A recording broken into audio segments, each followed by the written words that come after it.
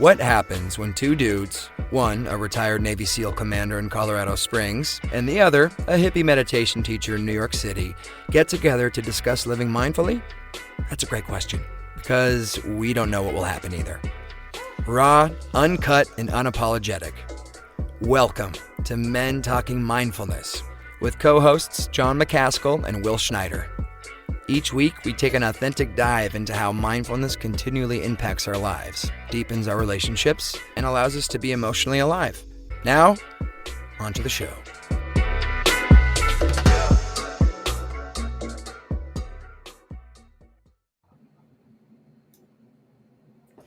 There we are. Will, good to see you, brother. John. Hey, I'm going to kick this show off with a quote from a book from our guest. I'll get into that here shortly, but here's the quote. I'm offering 4 very simple, very general queries as criteria that I hope will help you shape your own personal enterprises and lead you toward a new perspective on our future as a species. Imagine using these criteria to guide your plans for your yard, your Sunday school class, your farm, your neighborhood, or your business. Imagine the ways in which the criteria might shape your efforts. Imagine the ways in which those efforts might change the outcomes.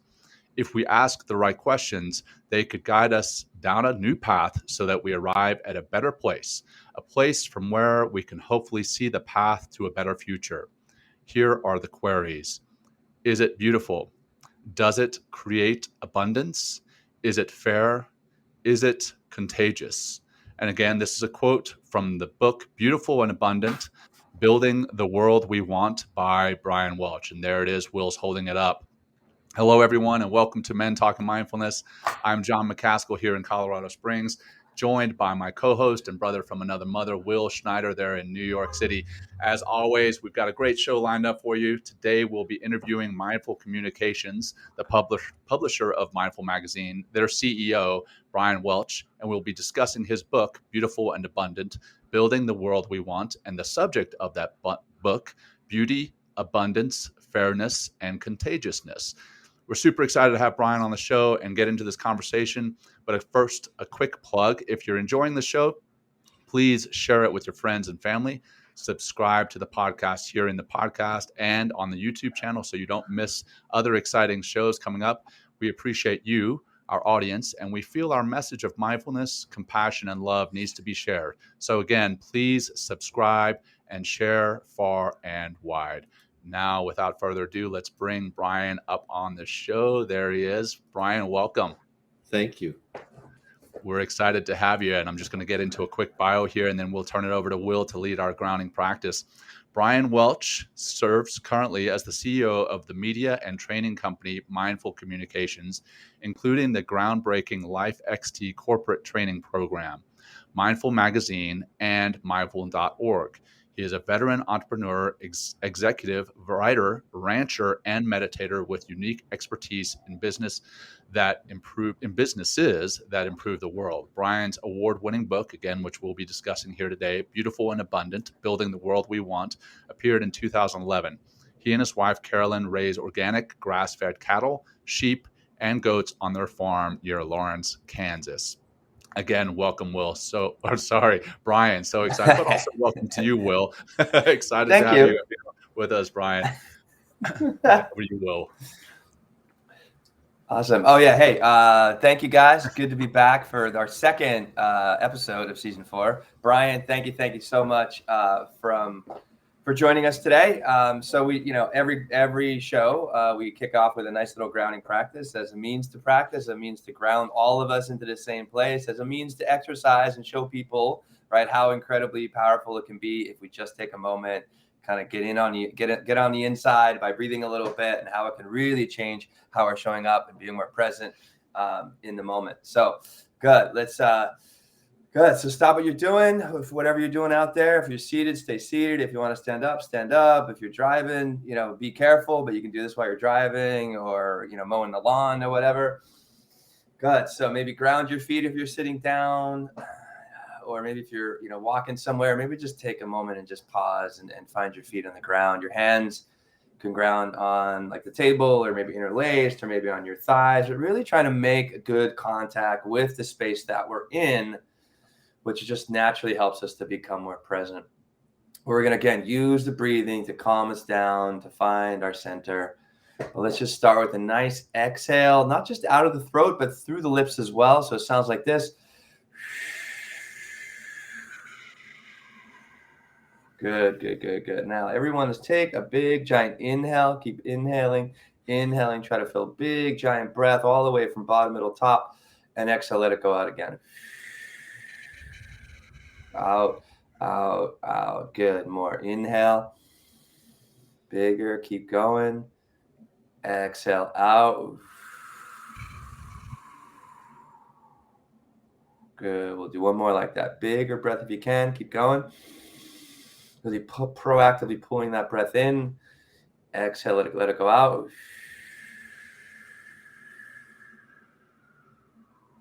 Good. We're going to switch it up a little bit. 5 rounds. We're going to take 2 inhales. First inhale is going to be big, just like we had been working with.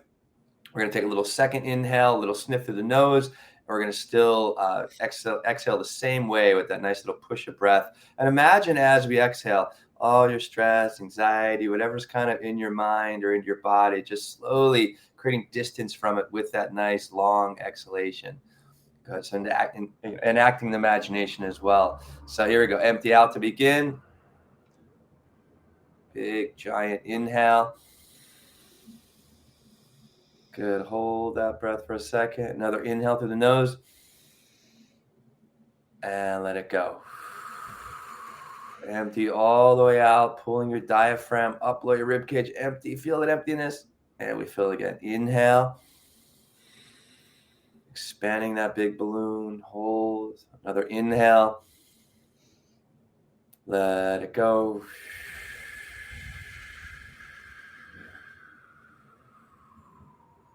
Good. A few more. Inhale. Inhale again. Let it go out.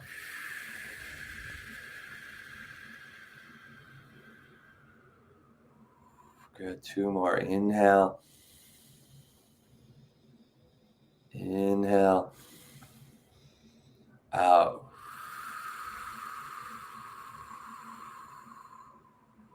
Good. 1 more. Inhale. Inhale. Out. Drop into the moment. Find your feet. Find your sit bones. Feeling that contact. And just take a moment here. Back to some normal breath. Feel how you're feeling without judgment.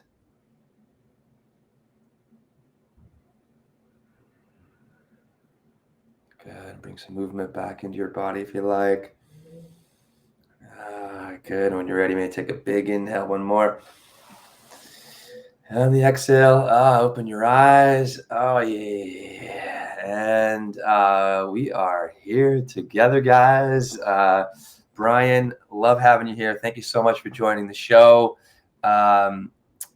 Please, we read your bio, but give us a little more background and how you became so passionate about, the environment and then eventually mindfulness. Well, I think from my perspective, I got interested, and I went to work for a neighbor who had milk goats when I was 8 years old, and I lived in the desert in southern New Mexico growing up, and I would wander around in the desert with these goats, taking them places that they could find something to eat. It's sparse, right? Bunch grass and mesquite and just a little of this and a little of that. And then I would bring them back in the evening and gather, I would milk them, and there would be a couple of gallons of this rich, creamy, frothy goat's milk. And I just thought this was like magic, right? And it still feels like magic, and I wanted to stay connected to that magic. The neighbor I worked for, his name was Tim Posey, he also had a big vegetable garden in the sand, and we gathered all the manure from all of the chicken houses and everything and put it in the bottom of a barrel, just the bottom third of the barrel full of manure. Then we would fill the rest of the barrel, or rather, I would fill the rest of the barrel with water while I was stirring to create a slurry so we could irrigate with this. And it's a real deep connection to nature when when it's 100 degrees in the New Mexico desert and you got your head in a 55-gallon drum full of shit and water stirring. But then watermelons and corn and food, fantastic food. So I kind of fell in love with the magic of all of that. And so as I grew up and thought about things to do for a living, that remained really close to my heart. It stayed very interesting to me. And I think more or less my work just gravitated toward subjects, toward activities that did things to hopefully support nature, support the natural environment. And I found that a lot more interesting than just working for money, than just, making myself or other people rich. It's just more interesting. And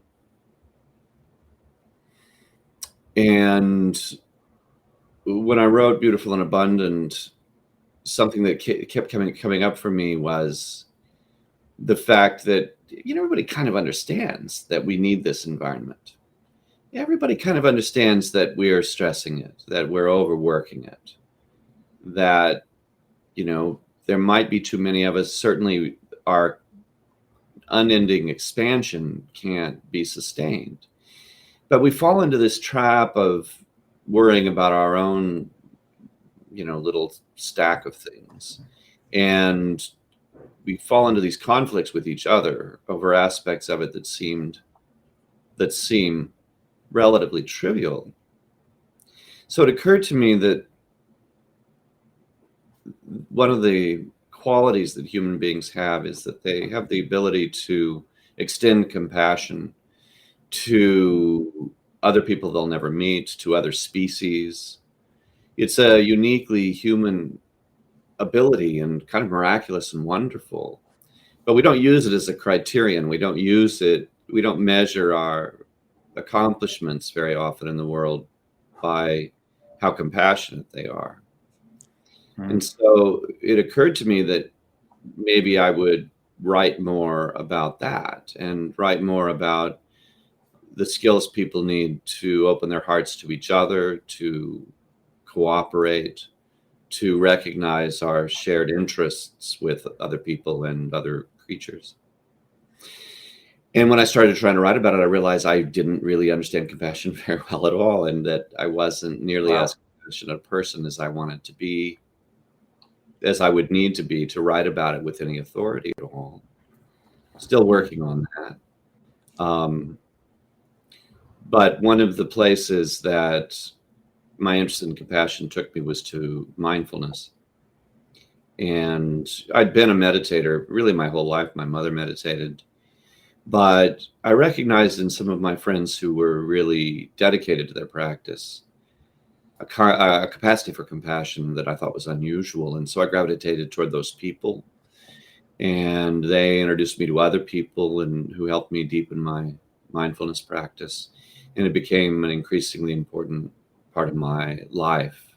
Not to get hung up on this or talk for too long, but also in the early years of my deeper, more dedicated practice, I had a startup business that didn't go well and folded, kind of a heartbreaking experience, but bigger. I had a son who died, a drug addict. And so we had the experience of years of the disease, which is tragic enough. And then we lost him. And my practice was very important to my survival, really, in a way, at least to the survival of my capacity for joy, to the survival of my sense of initiative. And so it's been an important part of my work and my life since then, for sure. Wow. Sorry to hear about your son. Yeah, thank you for sharing all that, and definitely sorry for that loss. The loss, though, it seems as though it's helped you to be who you are and sharing what it is you're sharing. So if if that can be any solace, but I can only imagine what that must have felt like. So well, it's an interesting opportunity when we lose someone.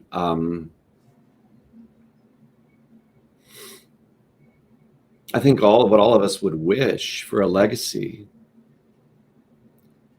is that we left something to our loved ones that would benefit them.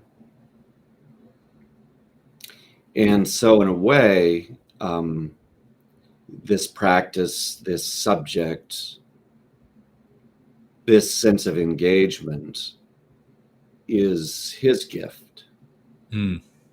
Powerful. Yeah, definitely. Through you and through others. So, wow. Will, I know you had a passage in the book that you wanted to break down with Bryan. For sure. For sure. You mentioned compassion, several times. And, there is, I guess, no real measure for compassion.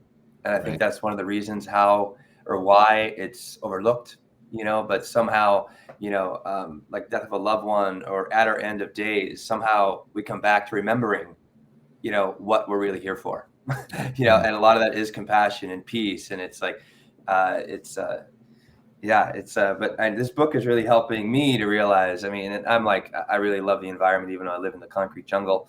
And I try to be very cognizant of like recycling and, minimizing my usage and, and eating organically and stuff like that. So, thank you for this reminder. And I really enjoyed reading your book, Bryan. I really, really, really did. So we're going to dive in and I have to start wearing glasses now to read. So this is the first time wearing glasses on the air, Jon.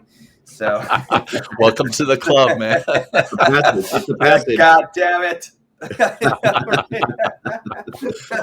Here we go. This is in your chapter 7, there, Bryan, and it's called The Big Ponzi, which I really enjoyed.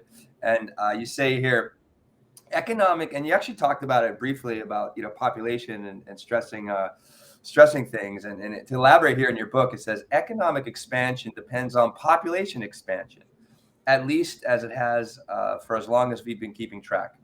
So humanity faces a dilemma. On one hand, the habitat won't allow the human population to expand forever.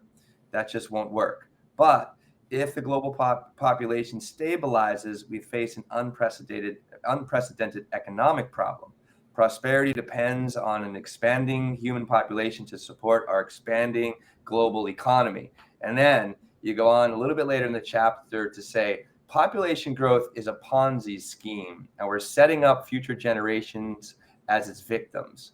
We are paying into the base of the pyramid with our natural resources. Wow. So I think this really helped me when I got to this chapter, really helped me understand so much of like the queries that you talk about. Is it beautiful? Is it abundant? Is it contagious? And is it fair? And I was wondering if you can kind of break down this passage for us a little bit as a means to kind of open up more of your great book. It's an interesting subject to me, obviously, but it's interesting to me how controversial it still is and how emotionally people react to the idea that we can't keep expanding our population forever. People are very emotional about it, and people from a lot of different backgrounds, I actually think that the skepticism about science and the skepticism around scientific evidence that keeps arising in our popular discourse is in part because everybody knows this is true. Most everybody knows our population is doubling every generation. Most everybody knows that can't keep happening. Most everybody knows as soon as the population stabilizes or declines, all of our houses will be worth less money. Not to mention our companies, not to mention, the whole machinery that forms a sort of bedrock for our reality in the industrial age is built on this expansion. And so I think everybody experiences a certain amount of baseline anxiety, because I think most everybody realizes this really is not sustainable. But we don't have a vision for an alternative, really. And so that's kind of scary. We have the tools, we know how to redistribute prosperity without constant expansion. That's not that hard to describe. We're probably somewhat less confident that we can motivate ourselves and others to take initiative and do the right thing in the absence of the sort of obvious incentives of growing wealth or owning big new things or whatever. But I think we can sort all these things out. Feels to me, though, like acceptance of that is sort of a first step. And I have a feeling that there's something about being a human being that's sort of heartbreaking. We can visualize these grand things that are probably not achievable in this world. And that kind of idealization is part of human nature. So, we're set up for that kind of minor heartbreak on a regular basis. But the other thing is, we can recognize our own culpability. We can recognize our responsibility for inconsiderate things we've done and the impact they've had on other people. We can recognize our responsibility for the extravagant resource consuming lifestyle that we enjoy and the impact it has on other living things, and realizing that culpability. And by the way, to some degree or another, it's inevitable. Every living thing lives at the expense of other living things. But as far as we know, only we can recognize that responsibility. And it's heartbreaking. In the acceptance of that heartbreak, which I think is one of the traditional goals of mindfulness practice, in the acceptance of that heartbreak, then we're prepared to accept the world as it is and maybe sort of redefine how we are in it in a way that allows us to go forward in a brand new way. My feeling now is that I need to open my heart in that sort of grieving, heartbroken way. And that really probably we as a species need to have that experience, need to accept that experience on a more global scale before we're really able to change the way we project ourselves, our energy, and our species into the future. Is that grandiose enough for you, Will? I think it's pretty grandiose. I love it. I love it. It's a big vision there, Bryan, for sure. And it's like, I think what you're touching upon, and all, I mean, not even just a vision of it, but it's like we're tapping into, and we don't like to really be aware of or want to be aware of the inconvenient truth. We live in a finite planet, right? And it's like, but we still keep extorting all of its natural resources. And like, when is that going to come back and affect us? And we're already seeing it. It is definitely affecting us in some way. And it's like, we're really in I feel in a very interesting space, especially considering you wrote this book in 2011. And this is like 11 years later, and it's like, and I feel like things haven't really gotten much better, but you You mentioned it, but you keep coming back to those queries that we mentioned in the opening Will, can I just passage. Yeah, go Will, for if it. I could just jump in before you get to that question, because this is more related to that Ponzi scheme and the abundance mindset. Will and I did an episode on scarcity mindset versus abundance mindset. And when I first read chapter 7 about the big Ponzi, I thought, okay, so Bryan here is basically telling us to have more of a scarcity mindset that, hey, look, the world has a finite number of resources. Maybe we should switch to that scarcity mindset. But then I realized that's not what he's saying at all. What he's saying is that we actually need to have the abundance mindset. It's kind of a paradox, and it was ironic in a way, and kind of hard to see initially. But if we do have the abundance mindset and realize, look, we need to share what we have and not hoard it, and realize that what we do has an impact on more than just the immediate surroundings that we live in and our immediate friends and family. It has an impact on the global scale. Quite literally, we're in denial. We're in denial of that. And I'm going to use a term that one of our former guests, Molly Carmel, used. It's the dissonance. It's, hey, you know what? The effect of what I do today doesn't affect me. It's going to affect generations down the road. And you know what? We're just putting that off. But I just want to come back. My original question was going to be to you, Bryan, is how do we change and prepare for the future while maintaining an abundance mindset? But I think in a way, kind of answer my own question. You actually have to have that abundance mindset in order to do it. In order to realize, you know what, I'm going to share my wealth. I'm going to share my food. I'm going to share what I have with those around me, because there is enough to go around, and we have to have that mindset. So it's the irony and the paradox there. That's great. That was very well phrased, very well spoken.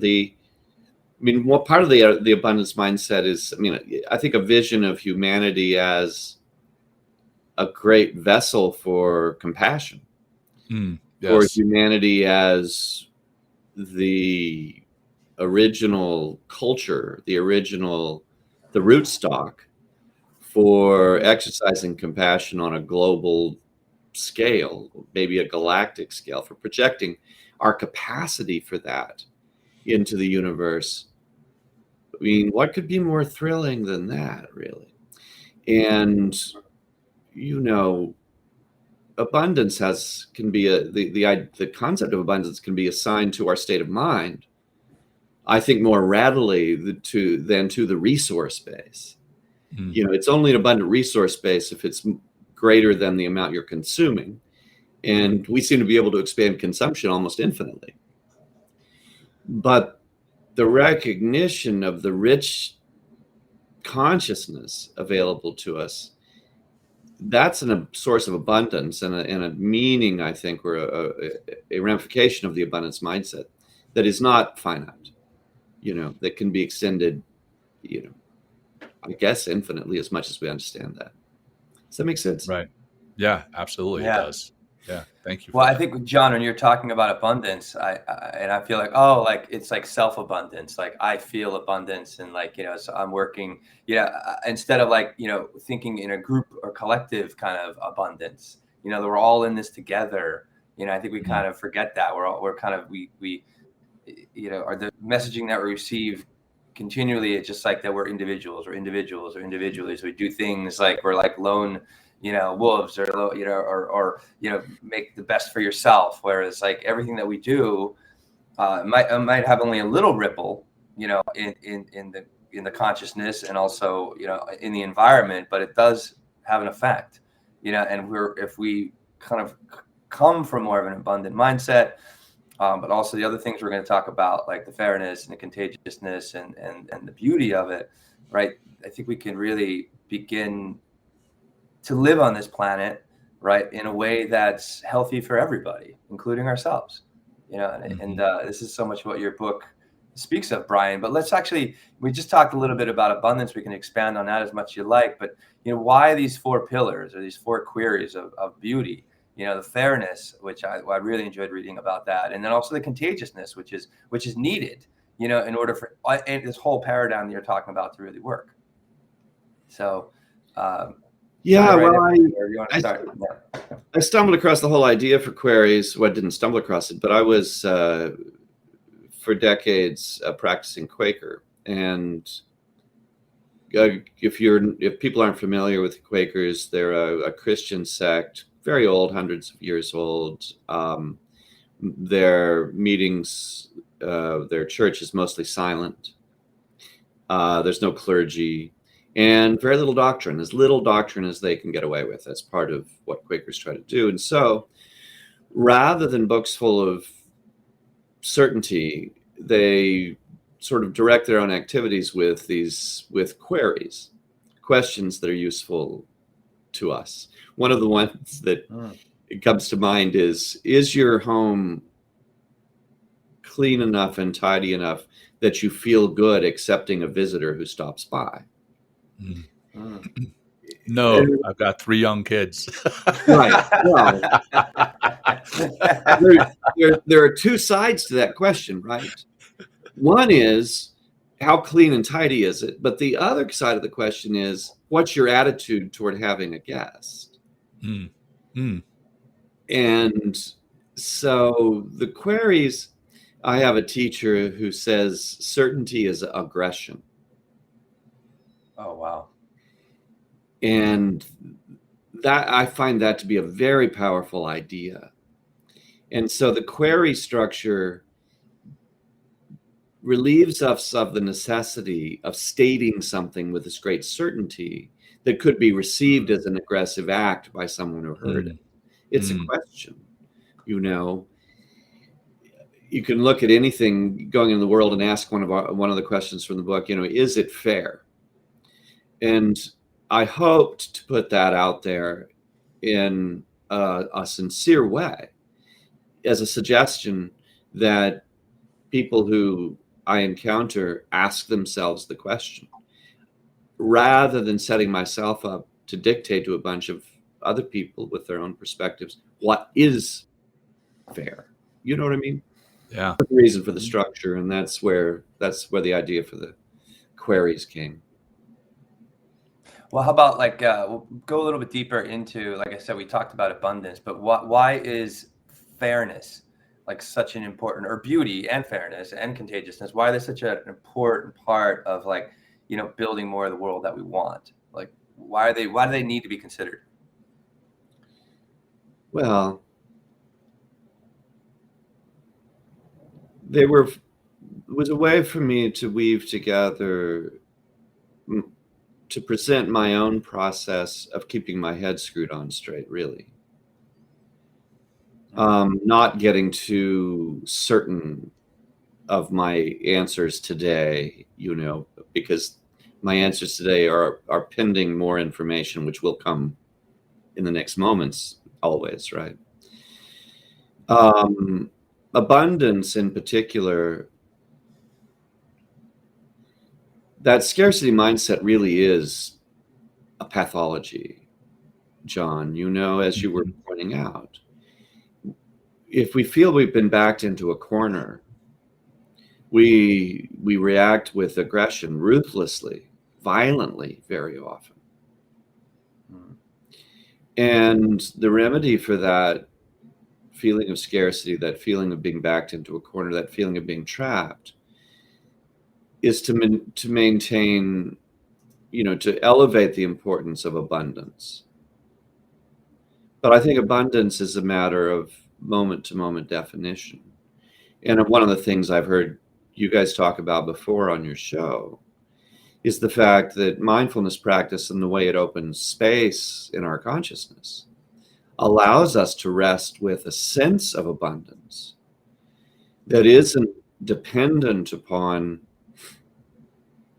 the extra money in the checking account. And so hopefully we're able then to relate to the world in a less aggressive, more open way. And, you know, beauty is sort of in the same category, isn't it? I mean, we go out and observe the beauty in things. It's less a matter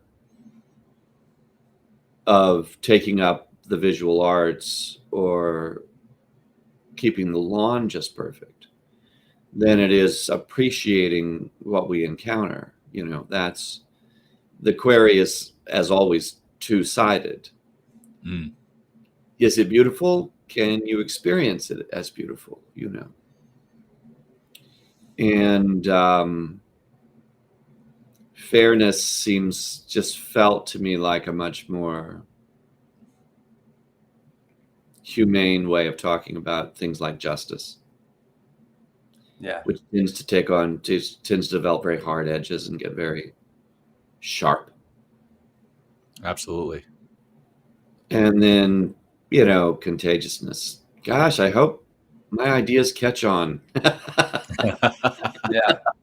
I do too, Bryan. I do too. That's why we do the show. In some ways, I want mindfulness to light the fire in everybody's soul and in their community.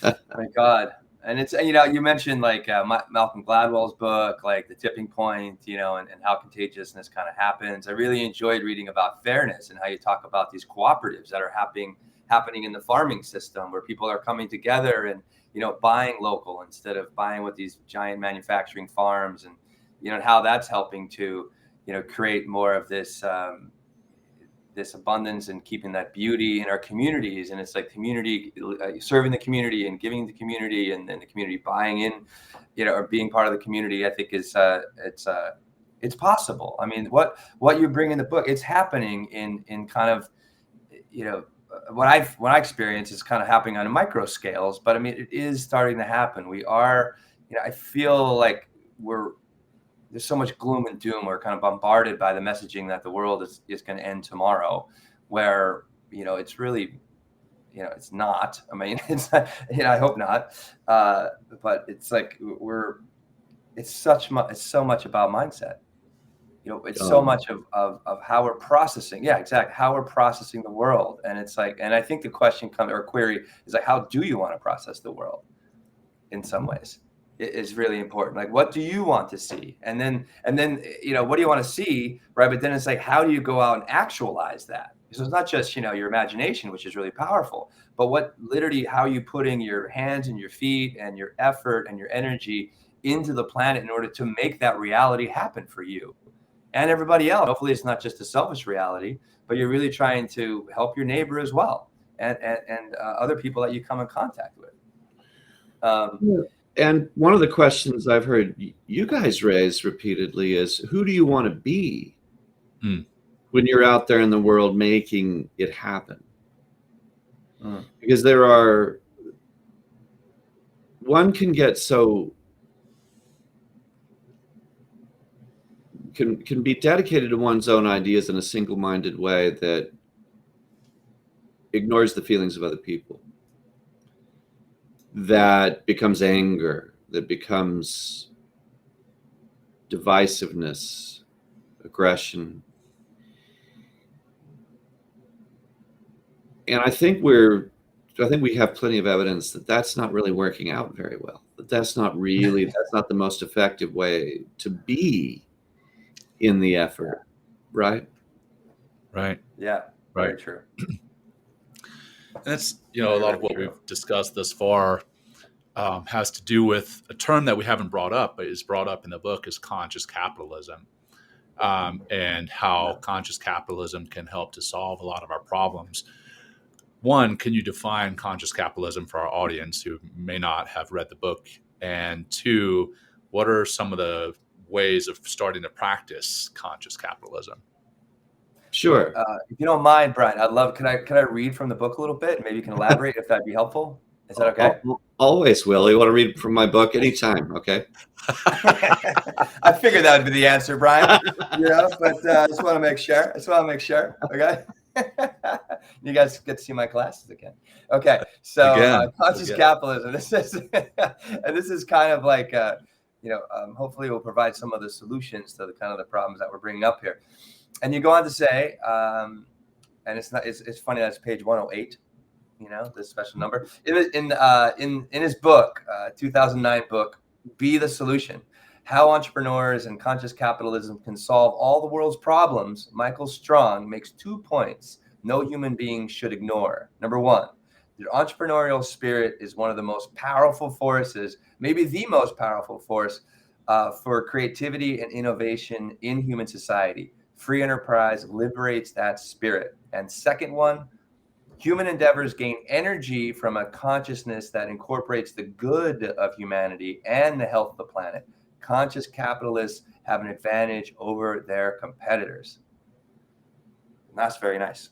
I love reading that. That was very soothing when I read that, because I'm like, okay, hopefully more people will kind of catch on to this conscious capitalism, idea and way of being, because there is a collective way of doing things and thinking collectively that can really help us to just be a different way in the world. So yeah, please, Bryan, tell us a little bit more. Isn't it funny that we think about it otherwise? We've invented this unprecedented system for engaging human energy. Never in the history of humanity has there been anything remotely as effective as business, as capitalism, at engaging human energy. I mean, think about it. The number of people, the amount of effort, the amount of time that capitalism consumes. There was never a religion that engaged people like this. There was never a war that so universally engaged people. There's nothing that humanity has done. And it came about, it's like capitalism's like maybe 300 years old, which is nothing. I mean, it's a baby as a concept. So we've got this baby idea, I think, that capitalism has to be selfish, has to be consumptive, has to be destructive. We've got these ideas that don't necessarily belong to capitalism at all. Capitalism is a way of engaging people's energy to accomplish personal and universal goals. And it can be used quite effectively to change the world for the better and for people's mutual benefit.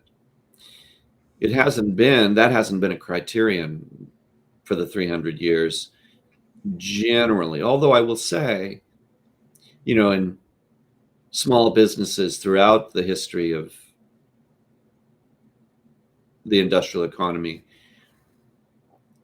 people have been working out their consciences. I mean, the reason that Quaker oats are called Quaker oats is because conscientious people, Quakers, didn't want to work for other people who might not have the right value system. So they started their own businesses in many cases, and they were known for their trustworthiness. And so I don't know this for sure, but I'm pretty sure that the branding of that product was sort of rooted in the idea of conscious capitalism. These are people who you can trust to fill your bowl at breakfast. And so now, during my career, we've just been working on trying to get that idea out there and get people engaged with it. And progress has been made. More people understand it. The whole idea is, when you make decisions in business, how much money will it make is not the only question. We have queries in business too. What's the impact on the employees? What's the impact on the community? What's the impact for the shareholders? What's the impact for the environment?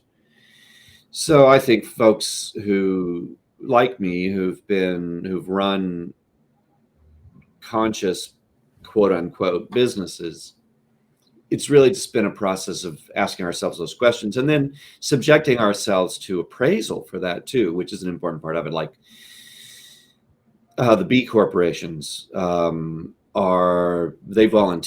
corporations volunteer to have an independent organization audit their impact on society and on the environment. And then they're scored. And I thought that was really a breakthrough idea.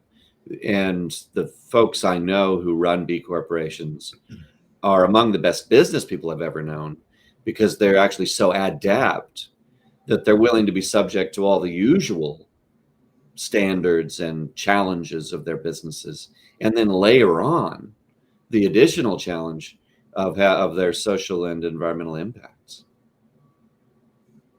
Yeah.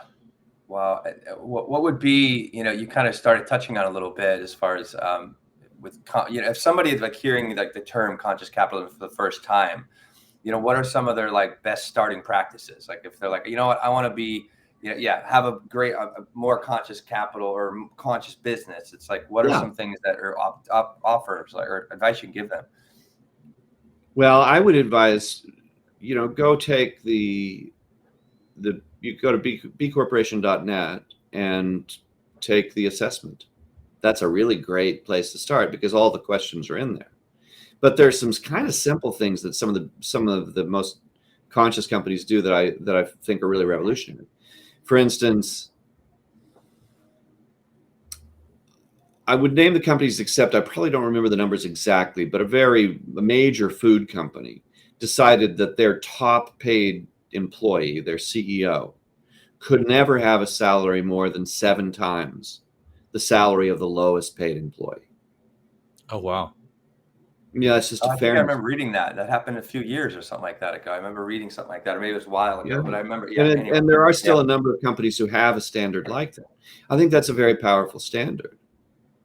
And a very visible, transparent way of saying we care about fairness. We haven't completely erased the incentive, the personal financial incentive to getting promoted, to advancing in business. But we've acknowledged that there's a question of fairness there when the CEO makes $30 million a year or some absurd number. And so, that's a fundamental and sort of easily accessible standard to apply. Transparency, many conscientious companies make all of their financials available to all their employees. Basically, they operate at all times with full transparency. It's revolutionary, kind of scary for business people. It shouldn't be, but it shouldn't be, right? If you're like being honest and being that's exactly the question. How honest are you willing to be? So it's a neat standard for keeping us all straight. Yeah. And also what's keeping us from being honest, right? Like what's keeping you from being honest? Like what it's like, is it the greed? Fear. I'm just like putting this out, rhetorically, but it's just like, why aren't you being honest? Like, why wouldn't you want to be honest? But sorry. Yeah, well, that's a really interesting question. I mean, anytime secrecy arises in any human endeavor, we all should probably sit and ask ourselves, why do we have to have secrets? It's usually in a relationship, in a business. It's usually not a good sign and deserves some examination, I guess. Mm-hmm. So I want to come back to your book and now the state of affairs, the state of the world today versus when the book was written. How do you feel the world is trending since your book was written? Are we trending in the positive direction, or are we going the wrong way? We can't know, I think. It's a question that, of course, all of us ask, all of us consider. But you don't know. For every action, there's a reaction, and you don't know the shape of that reaction. So, when there's a phenomenon in the world that really disturbs me, the divisiveness of our culture today is really disturbing to me and gives me reason to fear for the future of my grandchildren, my own future. I'm going to be around for a while too, I hope. But it really disturbs me. What I don't know is what happens if a huge number of people recognize that divisiveness itself, that aggression toward our neighbors, is inherently destructive.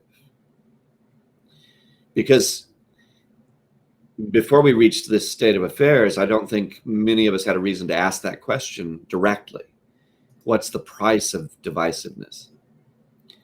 Now the question's on everybody's mind. So might the reaction to that be a level of social harmony that we didn't have previously? It could be. I'm not making a prediction, but it's one of the things that keeps me from falling into some kind of despair when I notice phenomena that are disturbing to me, because I cannot predict the shape of the reaction, and it could be miraculous. And I think if you look over history, some of the greatest breakthroughs came after the darkest times. Yeah. I think there's a natural balance, I feel. Like we have this show and mindfulness is on the rise. And like, I think it was like 5 years ago or maybe 6 or 7 years ago now. And I started seeing advertisements for meditation on the subway. And I was like, whoa, there's enough. And that means there's enough people that want to do it, right? That means there's enough people that want to do it. And there's enough need for it. So therefore you can put $1 million ads on the subway in New York City because it's not cheap. Right. And I was like, whoa. And as soon as that hit, I was like, okay, I'm not going to be the weirdo anymore. It's like, like meditation and mindfulness. It's good. It's coming. It's literally legit. I mean, and we're going to talk about your magazine in a second. It's becoming mainstream. And, the practices of mindfulness and meditation and all the contemplative practices, whether it's for Buddhism or other like kind of soulful practices, it's about the self, but then how is the self manifesting in the world, and how are we including others, into our own development? And it's like, so there, and it also with the news is like, drama and destruction is very profitable, right? To talk about mindfulness, be like, hey guys, if the news was like, hey, we just had another 1,000 meditators that showed up in the world today, like everyone would be like, why are you telling me this, right? But it's just like we're attached to that, addicted to that drama, and sensationalism for sure, and it's hugely profitable. But I feel there's definitely like we live in this oppositional world. So if like everything seems like, and thank you for saying that last little piece there, Bryan. It's like out of the darkest times, we get into the Renaissance, and I feel we're hopefully, kind of it might get a little darker, for the next few years or so, but before, we kind of the phoenix rises of our consciousness and into hopefully a more harmonious way of living, and living with beautiful and abundant, and really being responsible consciously for how we are in the world and the business that we put out there. It's an exciting and very interesting time right now. Hear, hear. Yeah. Well, Bryan, I'd love to, with everything Will just beautifully framed there. I mean, Will, you're on point today, brother. I love it, man. Hey, you're in the flow, man. You're the generation, John. I got you. It's Bryan's book, man. He really inspired me. You lit a fire inside me, Bryan. Thank you. Yeah. Well, I'd love to talk about the Mindful Corporation and Mindful Magazine, and one, how Mother that Earth came to be, and then and Mother Earth News, how these all came to be, and what the goals of these various initiatives are. Well, they came to be because there were groups of people who got excited about doing something in business that we thought would have a positive impact. What they all have in common is that a group of people came together and had an intention, a positive intention, and recognized the power of business, recognized the potential of doing these things through business. So Mindful Communications, the business I presently run, publish Mindful Magazine. We do corporate training. We produce courses, mindfulness courses. It arose from a group of people, friends of mine. I was not there at the beginning. Friends of mine who had lifetime meditation practices and felt that they'd benefited in deep ways, wanted to share those practices with as many people as they could. And they recognized that a media company or a corporate training company could do that. It's really just that,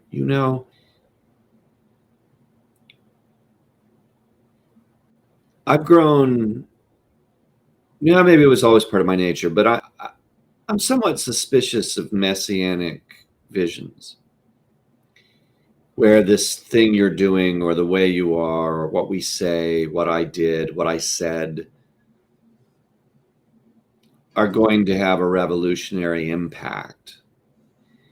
But I stay super excited about trying to do the right thing. You're here. It just doesn't stop being interesting. And the effects of that. Yeah. But you're trying to do the right thing. So likely the effects will be better than if you weren't, right? True. And that keeps my interest. It keeps I wake up excited about that. And for me, that's been a better orientation to it than any kind of messianic vision of how, when I do this, the world will change in that way. And experience has indicated that my skepticism is probably warranted, right? It's nice. The world. Nice. Well, what about you personally? I mean, you've touched a little bit on your background with meditation and how you got into it, but for you personally, what does your practice look like? What is your favorite practice? Love to share that with the audience as well. Yeah, great. Well, I'm a student of the Tibetan teacher, Chogyam Trungpa Rinpoche. And, was introduced to his teachings through friends and found a lot of value there that sustains me, my practice. I meditate pretty much every day for at least half an hour and sometimes longer. Periodically take half a day, mostly for sitting. And in the context of meditation, it's traditional, what Buddhists would recognize as shamatha meditation. Focus on the breath, recognize thoughts as they arise, as without judgment or prejudice, and then let them go, touch and go. I do intersperse with some more formal things, a little bit of chanting. And Tonglen, are you guys familiar with Tonglen meditation? So tell our audience. Yeah. The notion is that you breathe in the pain of others, the trouble in the world, the negativity, breathe in whatever you define as negative, and process it in your own consciousness and breathe out compassion, good intention, positivity. And sometimes people focus on an individual person who's ill, or there's ways of doing it in a much more narrowed way, but my practice tends to be sort of universal. What it helps me do is process things in the world I'm reacting negatively to, and take that energy and push it back out as positive intention. Yeah, that sounds very helpful. Yeah. Yeah, I think so. It is to me, for sure. Yeah. Wow. Well, Bryan, coming to the end of the show here, before we get into the final grounding practice for the wrapping up of the show, how can people find you if they want to follow you, or if they have questions about today's episode or mindful communications or anything else that we've discussed today? Your book, Beautiful and Abundant, again, right here. If they needed to get a hold of you, what's the best way for them to reach you? Bryan@mindful.org. Easy enough. And then I'm going to throw this back over to you, Bryan, and feel free to turn it back over to me. We'd be honored if you would lead the grounding practice, the final grounding practice. But again, no pressure whatsoever. You said at the beginning of the show, if you flubbed the show, if I bombed. If you bombed, then I should lead it. But I would say you've done anything but bomb it. You've been a phenomenal guest, and we've sincerely appreciated having you on the show and all the wisdom that you've shared. So you've done the furthest thing from bomb. But again, Yeah. I'll turn it over to you. I'm happy to. How long and how do we close? Well, I would request if you. Yeah, go ahead, John. No, as far as duration, 2 to 5 minutes, something like that. And then Will, you said you had a request of some sort. Yeah, I don't know how long the Tonglen meditation would take, but like you mentioned it, and it could be a great exercise, and it takes a little longer. That's fine too. Like we If you have the time. And yeah, if you have the time as well. So I would, or whatever you're comfortable with, Bryan. Like I'm sure anything you offer is going to be very helpful to our audience, and John and I individually, and Lindsay. So yes, I'm happy to do that. That would be great. There is a warning about Tonglen. Mm-hmm. A lot of people who don't start with gentleness and kindness toward themselves experience some anxiety, some overwhelm, can experience sort of anxiety and overwhelm in Tonglen practice. So maybe what we'll do today, since a lot of people here and we don't know them all or their amount of experience, maybe what we should do is a gentleness practice, if that's okay with you all, based on the Tonglen principle, but focusing primarily on gentleness toward our thoughts and toward ourselves. Thank you for this opportunity. It's an honor to be here with you all, and John and Will. Thanks for the time that we had together. Thank you. This practice, this kind of meditation, and the meditation the grounding meditation that Will did at the opening, and these guys do all the time, are thousands of years old.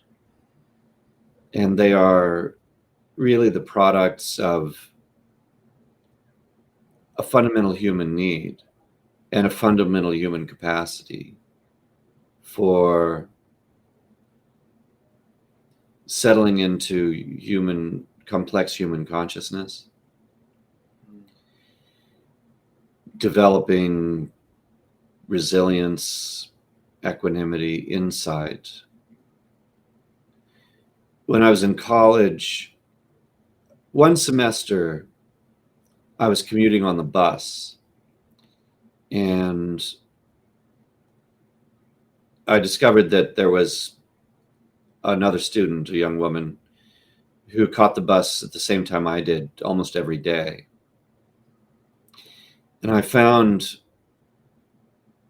after a couple of weeks of that, we never really spoke.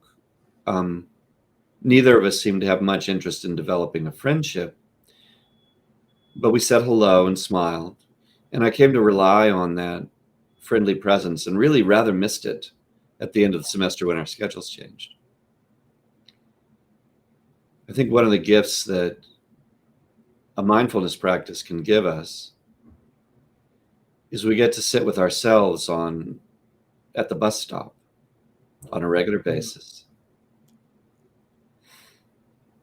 in a gentle, non-judgmental, friendly frame of mind. We don't need concepts. We don't need ideas. Our friendliness and our gentleness, our warmth can be deepened just by spending time with ourselves, which is kind of what it's all about. So, want to settle into your seat, upright but not uptight. Make a connection through your sits bones with the earth, or your feet if they're on the floor.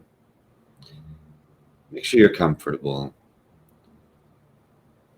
and dignified.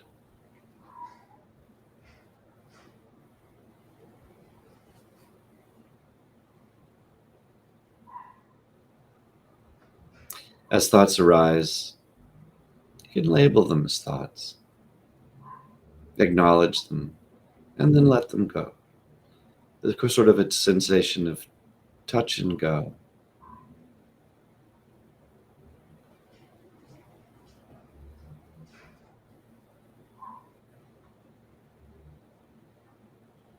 After you let a thought go, you can return your focus just to your breath. You don't need to do anything special with it.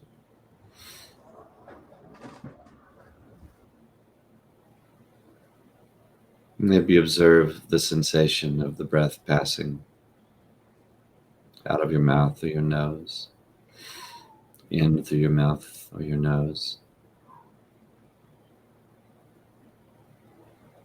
connecting you to everything.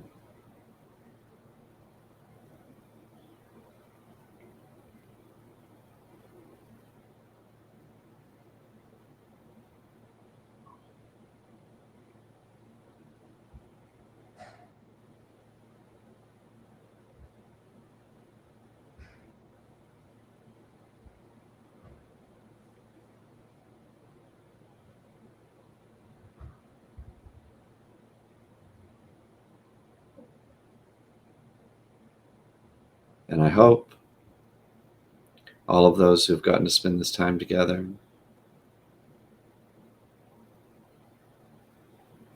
can be gentle and loving and kind with ourselves.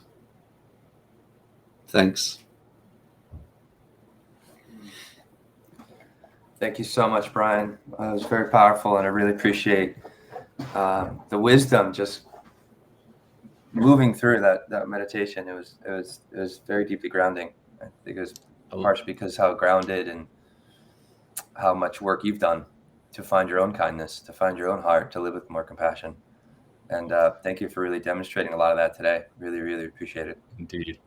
And thank you for laying the foundation before that grounding practice with your story of the young lady on the bus, and that was fantastic, as was this whole show, Bryan. So thank you very much. We're going to wrap it up with our outro music and everything. If you would hang tight after just for a few minutes, Bryan, we'd love to just chat with you for a second. For those who are watching, again, we really appreciate you as our audience. For those who are listening later in the podcast, we appreciate you as well. And please remember to subscribe and share the show, because we all need this love and this compassion with one another, and we again want to share this message with as many as we can. So thank you all. Until next time, take care. Thank you, everybody. Peace. Thanks for joining Will and Jon on Men Talking Mindfulness. If you enjoyed the show, please like and share it with your friends and family, and please, we would appreciate a review too. Until next time, this has been Men Talking Mindfulness. Thanks for showing up.